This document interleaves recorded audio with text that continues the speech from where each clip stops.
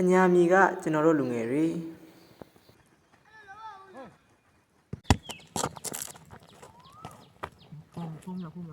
အညာမီရဲ့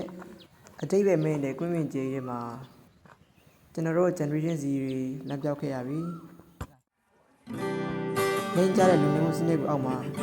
ပြစ်ချင်တဲ့ရည်မှန်းချက်တွေနောက်ထားတရားကဲတဲ့မဲကိုလာဒီဝီတခုနဲ့တဲလို့က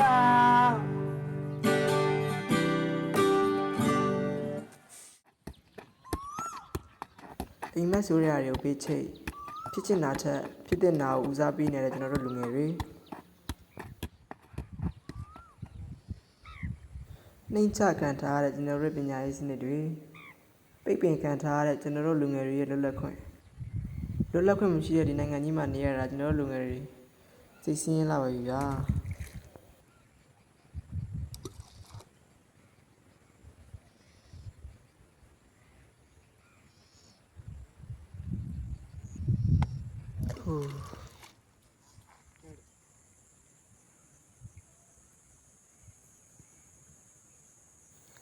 တောင်းမိထားတဲ့လူငယ်တယောက်က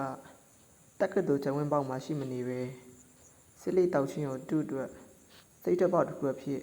ဖန်တီးနေခြင်းဟာရွရွလွန်လာတဲ့နိုင်ငံရဲ့ပြောက်တစ်ခုမဟုတ်ပါလား